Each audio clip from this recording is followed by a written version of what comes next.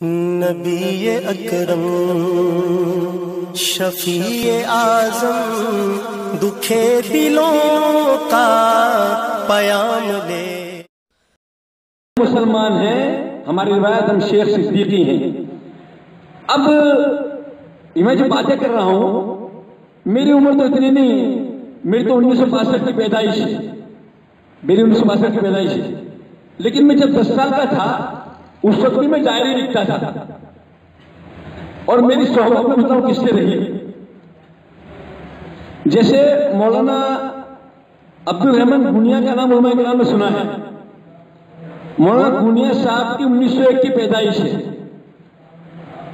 कुछ कुतुब के मुसन्निफ भी हैं, उनसे मेरी सोहबत रही। मौलाना इस्माइल दरगाही, उनका 1963 में इंतकाल हुआ। अब मौलाना इस्माइल दरगाही कौन है? मौलाना इस्माइल दरगाही अटक है उनका, लेकिन अदब में उनका नाम अबुल ओला मौलाना इस्माइल गोधरवी है। उनकी कुतुब पाकिस्तान बनने से पहले बेंगलोर, दिल्ली, बंबई, कराची, लाहौर में मिलती थी। शाह वलीउल्लाह की हुज्जतुल बालगा की तफसीर तर्जुमा मौलाना इस्माइल दरगाही ने किया है। उसकी 500 सफ़ात की जिल्दें हैं। अब मौलाना इस्माइल दरगाही जो है, उन्होंने गोधरा कम्युनिटी पर एक बहुत तारीखी किताब, ज़ख़ीम किताब लिखी थी। मौलाना ज़ियाउद्दीन आलम ने अपनी किताब तज़किरा-ए-उलमा गोधरा में उसका जिक्र किया है, लेकिन उन्होंने यह लिखा है कि उसमें 300 सफ़ात थे, जबकि मेरी मालूमात में वो इतनी मोटी किताब थी। मेरे वालिद साहब ने किताब उसको समझो पढ़ा है। मौलाना इस्माइल के 63 में इंतकाल हुआ, मेरी 62 की पैदाइश है। मुझे वो थोड़ा उन्होंने हाथ में खिलाया है। अब मौलाना इस्माइल कौन थे सुनो। मौलाना इस्माइल को 1919 के अंदर उबैदुल्लाह सिंधी रहमतुल्लाह ने कहा कि मौलाना आप हुज्जतुल बालगा का तर्जुमा कीजिए। मौलवी साहब के पास वक्त न निकला, न कर सके। फिर 1937 में अबुल कलाम आजाद, नाम सुना है?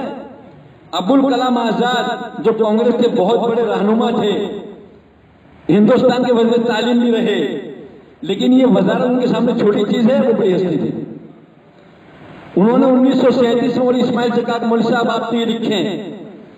अब मौलाना इस्माइल रहमतुल्लाह अलैह गोधरवी दरगाही मौलाना अबुल कलाम आजाद के मदरसे के मोहतमिम थे। जब वो कैदबंद की सोबतें झेल रहे थे तो इनके सियासी निजाम को मौलाना इस्माइल चलाते थे। मौलाना इस्माइल जमीयत उलमा हिंद गुजरात के सदर थे, बहुत बड़ी हस्ती थे। जब उनका 1963 में इंतकाल हुआ तो सिंध के, गुजरात के और बहुत से सूबों के अखबारात में सिर्फ खबर नहीं आई थी, बहुत से अखबारात में उनके इदारे लिखे गए थे। ये बहुत बड़ी हस्ती थी मौलाना इस्माइल दरगाही। मेरे वालिद साहब के दोस्त थे। मुझे वालिद साहब ने एक दफा कहा, मेरे वालिद साहब मुझसे 50 साल बड़े थे। मुझे वालिद साहब की सोच में वैसे आई। अल्लामा इकबाल का एक खत मौलवी इस्माइल ने मेरे वालिद साहब को बताया कि देखो ये वो मैं खत की वो मैं बताऊंगा नहीं अभी कि उसमें क्या लिखा था, लेकिन मौलवी इस्माइल ने उम्मत को जोड़ने के मुतालिक हजरत अल्लामा इकबाल से पूछा था कि हजरत उम्मत को जोड़ने की क्या सबील हो सकती है। तो उसका जवाब अल्लामा इकबाल ने जो दिया था वो खत वालिद साहब को मैं बताया था। अच्छा, मैं ये कर रहा था कि जब हम हिंदुस्तान में आए, हिंदुस्तान ये बरसगीर में आए, गुजरात में, उस वक्त गुजरात के अंदर गालिबन हमारे आने के बाद या हमारे आने से पहले वहां हुकूमतों को टूट फूट थी, लेकिन कुतुबुद्दीन के बेटे, गालिबन उसका नाम तो पता नहीं कौन सा खान, अभी जहन में नहीं है, बताऊंगा मैं। लक़ब उसने इख्तियार किया महमूद शाह का। अब वो महमूद शाह जो था उसको महमूद बेगड़ा कहते हैं कि उसने 2 गढ़ फतेह किए थे। एक जूनागढ़ का लेबन और एक पावागढ़। बे कहते हैं गुजराती में दो को। इसमें उसको कहते हैं महमूद बेगड़ा। वो 14 साल की उम्र में तख्त नशीन हुआ और उसने 54 साल गालिबन हुक्मरानी की और उसकी हुकूमत में गुजरात ने बहुत तरक्की की। गुजरात इतना फला फूला और बहुत से शहर आबाद किए। अहमदाबाद, महमूदाबाद, मुस्तफाबाद, जूनागढ़ में बहुत से शहर उसने आबाद किए और आबादियां बहुत फैली और बहुत सी बिल्डिंगें बनी, बहुत से बाजार बने और कारोबार में भी तरक्की मिली। तो उस जमाने में हमारी जो कम्युनिटी है गोधरा गुजरात घाची कम्युनिटी, रिवायत ऐसी है कि वो एक कबीला था, उसमें करीबन 2 या 3 भाइयों की औलादें थी। तो उसमें से 8 जो खानदान, एक घर के 8 बेटों के औलादें, वो 8 चले गए मुस्तफाबाद की तरफ। क्यों गए?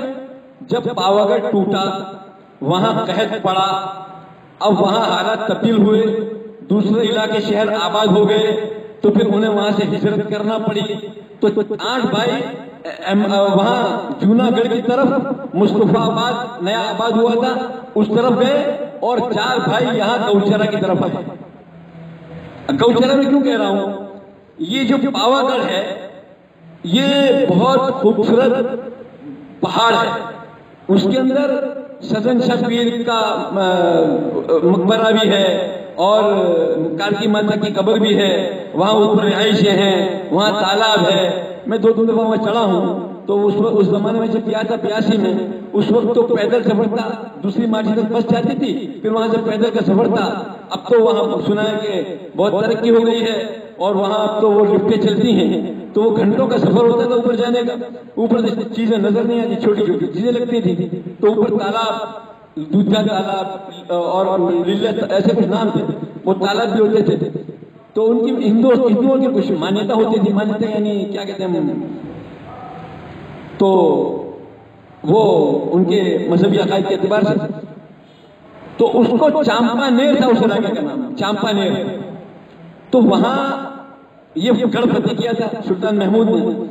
वहां से 50 किलोमीटर की दूर पर अभी ये गोधरा है। लेकिन जो गोधरा है उससे 3 किलोमीटर दूर, इनमें से कुछ साथी जैसे अब्दुल्ली भाई और लोग पुराने हैं ऐसा वगैरह, उन्होंने देखा होगा कि जो मूनलाइट सिनेमा है, यानी उसको जो तालाब है पुराना हमारा गोधरा का बड़ा तालाब, क्या लिमगढ़ा नहीं, कनेलाव, जो कनेलाव तालाब है, बहुत बड़ा तालाब है। उस तालाब के साथ वहां भी साइंस कॉलेज है। वो आज से 600 साल पहले वहां जाफराबाद एक मुसलमान इलाका था, जाफराबाद। अब भी वहां जाफराबाद स्टेशन है। वो गोधरा से 3 किलोमीटर दूर था। अभी वहां मूनलाइट सिनेमा है और भूरा जड़ी की बहुत 1922 का वो मकान है जहां पीरू मोदी का दफ्तर था। भूरा जड़ी के वहां बहुत पुरानी 50-10 साल पुरानी कारें भी रखी हुई थी, उनका शौक था। तो वो 3 किलोमीटर दूर था। अब हम जो तकरीबन 500 साल वहां पावागढ़ से जब वहां पहुंचे, तो एक मिस्री नदी थी जो अभी है। उस नदी में बहुत फरावानी थी पानी की और बहुत सब्जा था, बहुत सरजमीन थी। तो वहां इन 4 भाइयों ने रिवायत के मुताबिक, अल्लाह का विषय माफ फरमाए, वहां अपने मकानात छपरे बना दिए और वहां रिहाइश इख्तियार कर ली कि वहां जानवरों के लिए वाफर ग़िज़ा मौजूद थी और वहां पानी भी था, असल चीज पानी ही। तो उस वक्त वो जाफराबाद था लेकिन 3 किलोमीटर दूर था। अभी जो ज़हूरपुरा का मोहल्ला है, ये ज़हूरपुरा की जामा मस्जिद और वो मेन रोड पे बाजार के यहाँ बिस्मिल्लाह शाह मस्जिद, उनके दरमियान एक हिंदुओं की थोड़ी सी आबादी थी और वहां आगे कुछ मुसलमान भी थे।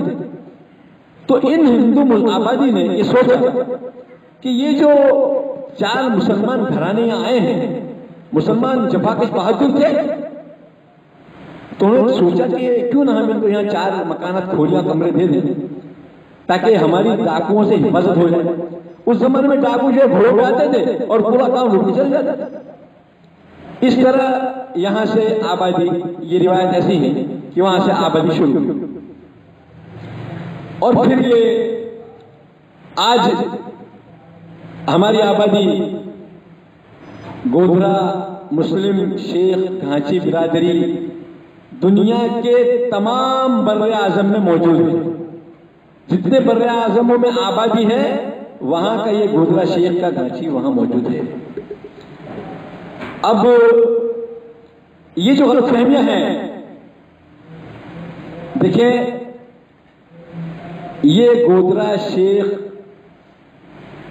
सिद्दीकी कम्युनिटी ये कौम के तमाम अज्जा रखने के बावजूद तारीख के सफहात से गुम है।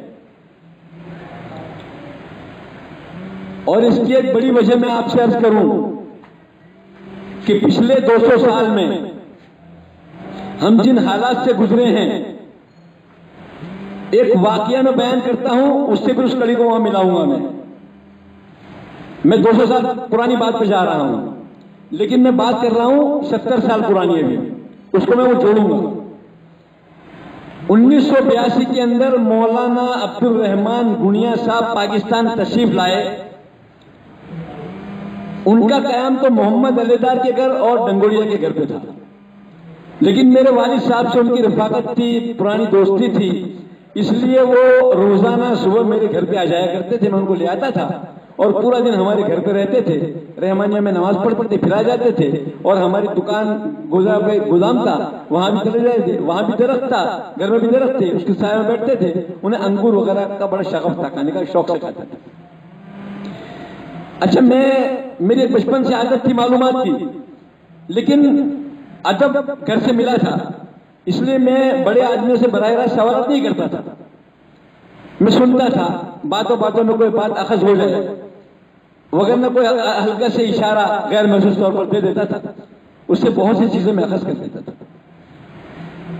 हजरत मौलाना अब्दुल रहमान गुनिया साहब वालिद साहब बातें करते, मैं सुनता रहता था और मैं खुफिया तौर पर लिखता भी रहता था।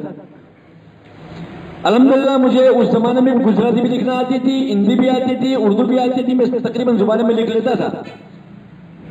बचपन में मैंने गुजराती भी सीख ली थी, हिंदी भी सीख ली थी, यही तो मैं वो लिख लेता था।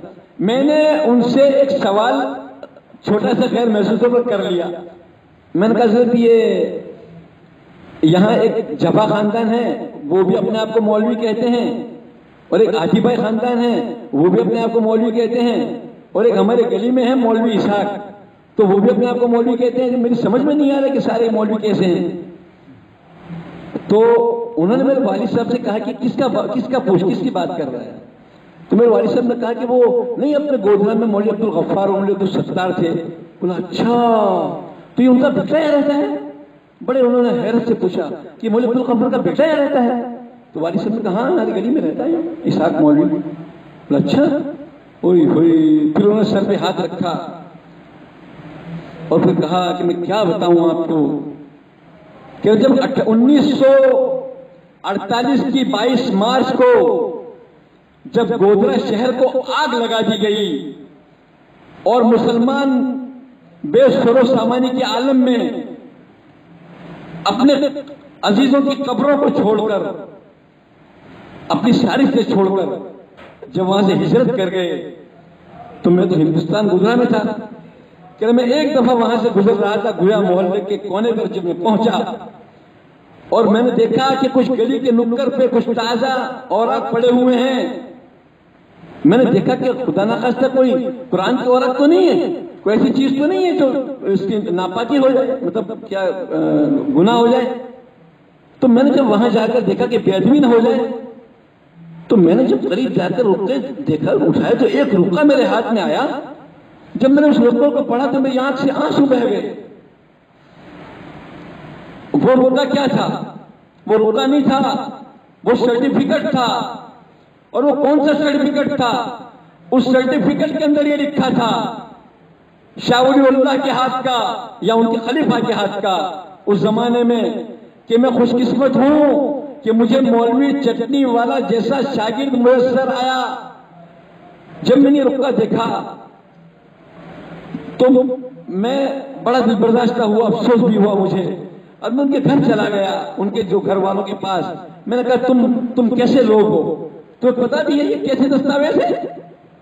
ये हजरत मौलाना हजरत शाह वलीउल्लाह रहमतुल्लाह के हाथ के दस्तावेज है, और तुम्हारे परदादा बल्कि चौथे दादा के लिए उन्होंने ये लिखा है। तो ऐसे उलमा गोधरा में गुजरे हैं। अब हमारी गली में झंझारपुर के बराबर में इसाक मौलवी, अब उनके खानदान में कोई हाफिज भी नहीं है, कोई आलिम भी नहीं है, वो तो आला तालीम याफ्ता लोग हैं, उनको तो कुछ पता भी नहीं है। बल्कि इनका ये सरनेम मैंने उनको जाके बताया था जिनकी 1936 की पैदाइश थी, उनको सरनेम पता नहीं था, उनको अटक पता नहीं है। फिर मैंने उनको जाके बताया आपका सरनेम ये है, उनको तुम्हें कैसे पता? फिर मैंने उनसे सारी बात अर्ज की। करे यार मौलवी साहब, उस वक्त तो मौलवी साहब जा चुके थे, गोजर जा चुके थे, 1982 की तारीख में ये बात है। तो मैं यह कर रहा हूं कि ये हमारे उलमाए किराम का जमाना देख रहे हैं आप कितना पुराना है।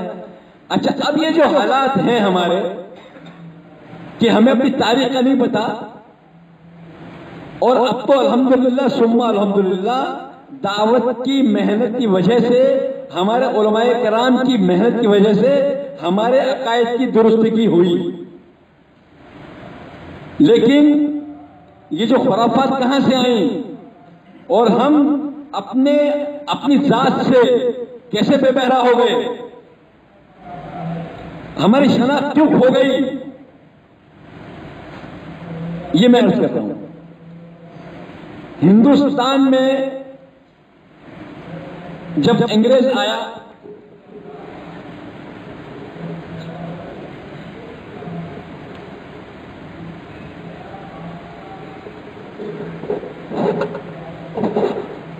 तो उसने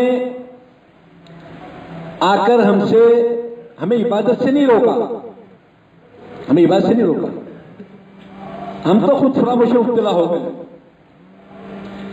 क्या हुआ कि अंग्रेज ने देखा कि हमने हुकूमत मुसलमानों की लूटी है, इसलिए उसने नंबर बदल दिया। समाजी, तालीमी, इक्तिसादी, माशी, ज़रई, इल्मी, इन सारे शोबों में हिंदू को पहले नंबर पर, मुसलमान को दूसरे नंबर लाने की पूरी मंसूबाबंदी अंग्रेज ने की। एक वो हाल आया कि मुसलमान उलमाए किराम को छुपना पड़ता था, अपनी हैसियत को छुपाना पड़ता था।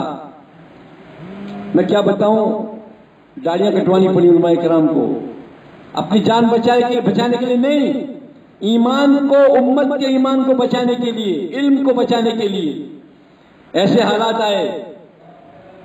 बल्कि ये तो 1857 से पहले की बात कर रहा हूं मैं, लेकिन 1857 में 1859-60 के अंदर एक अंग्रेज उन्होंने लिखा है, हेडले नाम का कोई अंग्रेज था, मेजर, उनके ओहदे के एतबार से। उसकी किताब जो इंग्लिस्तान के लिए लिखी थी, उसमें उसने लिखा कि जब वहां से हुक्म आया इंग्लैंड से कि दाढ़ी टोपी वालों को खत्म करो, क्योंकि हमारा जो मुकाबला है वो मुसलमानों के उलमा से मुकाबला है, तो उसने ये लिखा है कि मैंने सैकड़ों ऐसे लोगों को सूली पे चढ़ाया जिन पर कोई केस नहीं था, वो दाढ़ी टोपी वाले थे, वो दाढ़ी टोपी वाले थे। और एक हिंदुस्तान के एक मुसन्निफ की तहरीर है कि जो 1857 बाद 58, 59 और 60 में जो 52,000 मुसलमानों को शहीद किया बेगुनाहों को, उनमें से 27,500 उलमाए किराम थे। तो अंग्रेज ने हमारे उलमाए किराम को शहीद किया। अब इसके असरात गोधरा पर कैसे पड़े, और हम जो अपनी तारीख को गुआ बैठे हैं वो क्यों, ये मैं अर्ज कर रहा हूं। गोधरा के अंदर इतने बड़े बड़े अकाबरीन, इतने बड़े बड़े उलमा, लेकिन हुआ क्या, अंग्रेज ने, आप देखें आज से 70 साल पहले हिंदुस्तान की किसी मस्जिद में घांची आमिर आलिम आपको नहीं मिलेगा, वो आलिम थे ना, वो हाफिज थे। काजी सैयद मियाँ भाई हमारी बिरादरी मुसलमान है, लेकिन वो घांची बिरादरी की नहीं है। वहां मुसलमान घांची बिरादरी दीनदार बिरादरी थी, तकवे वाले, अल्लाह के खौफ वाले थे, और बड़े बिरादरी थी, कारोबारी लोग थे। इसलिए ये जो छोटी छोटी मुसलमान बिरादरियां थीं, जो उनके मुकाबिल अंग्रेज की नहीं आ रही थीं, उनको उनसे कोई खौफ नहीं था, उन लोगों को उन्होंने मुल्ला जी के नाम पर हमारे उलमाए किराम को पीछे कर दिया और मस्जिद उनके हवाले कर दी। और नसीब मस्जिद थी, बल्कि मस्जिद के साथ एक रकबा दे दिया कि रकबा तुम्हारा है, यहाँ खेती बाड़ी करो, अपने बच्चों का पेट पालो, खाना तो मोहल्ले के लोग घर से भी ला के दे देंगे, और ये मस्जिद आप संभालो। तो अब सोचो कि हमारे इतने बड़े बड़े उलमा किराम थे, इतने बड़े। अब देखो, राजन मस्जिद हिंदुस्तान में गोधरा शहर में निचवास के मोहल्ले में जो राजन मस्जिद थी, राजन मस्जिद, उस राजन मस्जिद के आप पिछले दरवाजे से दाखिल हो तो आप सीधे हाथ की तरफ जाएंगे तो एक वो पिलर के साथ वहां तहखाने में कब्रें हैं, उसमें इसमोरी चटनी वाला की कब्र है, उसमें इनकी कब्र है। तो इतने बड़े बड़े आलिम थे। और आपकी मस्जिदों के अंदर ये दूसरे लोग नमाज पढ़े जिनको सिर्फ अल्हम्दुलिल्लाह और 4-10 सूरतें आती थी, वो भी पूरी पता नहीं आती कि नहीं आती, और कुछ दुआएं पढ़नी थी। और ये हाल हो गया इस मुसलमान का कि जब हमारे उलमाए किराम जब हमें कोई सही बात बताते थे तो हम क्या करते थे, हम उन्हें बिरादरी से बेदखल कर देते थे। इतना असर हम पर गालिब हो गया। जैसे आज हम हालत देख रहे हैं ना, बहुत सी ऐसी बातें जो 10 साल पहले बुरी लगती थी आज बुरी नहीं लग रही। बुराई जब अमूमी सूरत इख्तियार कर ले फिर वो बुराई नहीं लगती। इस तरह वहां ये हाल हो गया कि हमारी मस्जिदों पर जिन लोगों को बिठा दिया मुकर्रर के तौर पर, नमाज मौज़िन के तौर पर और खतीब के तौर पर और पेश इमाम के तौर पर, तो फिर क्या हुआ कि ये इल्मी लोग अब अपने ईमान को, अपने इल्म को छुपा रहे हैं और खुलकर बात नहीं कर पा रहे। इस तरह फिर हमारी पूरी तहजीब, हमारा तमद्दुन तबाह बर्बाद हो गया। बल्कि यह हुआ कि जब 1914 में जब मौलाना गुनिया रहमुल्लाह अलैह के हिफ्ज़ के बाद उनकी दस्तारबंदी हुई, ये 1914 की बात है। उस वक्त तो मौलाना जमालुद्दीन गुनिया थे, उसके 1-2 साल के बाद मौलाना जमालुद्दीन गुनिया का इंतकाल हो गया। अब वो तौहीद की बात करते थे और लोगों की इस्लाह की बात करते थे, तो वो जो मस्जिदों में बैठे हुए थे वो इनकी मुखालफत करते थे। तो हमारे क्योंकि मस्जिद के पेशवा में कोई बात की तो फिर वो आवाम तो उसी को लेते हैं। इसलिए इतने बड़े आलिम उनको अपने कब्रिस्तान में दफन नहीं करने दिया। वहां से 3 किलोमीटर दूर एक तालाब है डोड़पा, उस डोड़पा के साथ उनकी जमीनें थी, वहां जाके उनको दफन किया अपनी जमीनों में। मैं भी देख के आया वो कब्र। अब तो वो साफ जगह है लेकिन लोग बताते हैं, मैं 2 दफा में गया हूं, तो वहां डोड़पा में दफन किया। ये 1916-17 की बात है या 18 की बात है। फिर एक खानदान, ये अब्दुल भाई जानते हैं, असला वाले वहां सऊदी अरब से उस जमाने में गालिबन अब्दुल वहाब असला, ये जो अशब हाजी मोहम्मद के दादा थे गालिबन, या उनके चाचा के वालिद थे, तो हाँ दादा, तो वो जब वहां से सऊदी अरब से यहाँ आए, यहाँ से गए थे, और यहाँ आकर जब मुसलमानों को गांचों का हाल देखा तो कहते ये क्या हाल हो गया मुसलमानों का, ये कैसे खुराफात में पड़ गए, ये कैसे ये बिदअत और शिर्क की बातें करने लगे। फिर उन्होंने जब इस्लाह की बात की तो उनका ये हाल हुआ कि इतना मशहूर असला खानदान, उनको अपनी अलग मस्जिद बनानी पड़ी और डब्बा फड़िया गुया के ऊपर 4 नंबर चौकी के साथ 1927 के अंदर उन्होंने मस्जिद बनाई, उसका नाम कुव्वत इस्लाम रखा। उसमें वो खानदान सिर्फ नमाज पढ़ता था, बहुत छोटी मस्जिद थी। मौलाना अल्हम्दुलिल्लाह अभी मौलाना जियाउद्दीन आलम साहब ने बहुत जबरदस्त काविश की है और हिंदुस्तान में किताब तस्करों में गुजरा भी लिखी और तारीख और गुजर तारीख के आईने में भी लिखी। तो लेकिन उनसे सब हो गया है कि वो जो मस्जिद कुव्वत इस्लाम थी उसका इन्होंने मौलाना जमालुद्दीन गुनिया के नाम से लिख दिया है गलती से।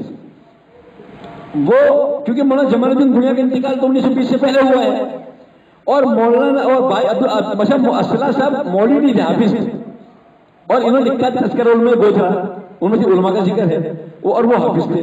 तो ये जो मस्जिद थी 1927 में असला वालों ने बनाई थी और अब भी उनके नाम पर है वो जगह। ये 1933 में बंद हो गई। 33 में बंद क्यों हो गई? वो गोया की मस्जिद 32 में बन गई। 1932 में गोया मोहल्ला की मस्जिद, मदरसा तो बहुत पुराना था, तो फिर ये मस्जिद बन गई, बंद हो गई, बंद हो गई। 1933 में बंद हो गई। फिर 1985 के अंदर हजरत मौलाना अहमद अदा रहमतुल्लाह अलैह ने उसको दोबारा शुरू किया अभी इस मस्जिद को।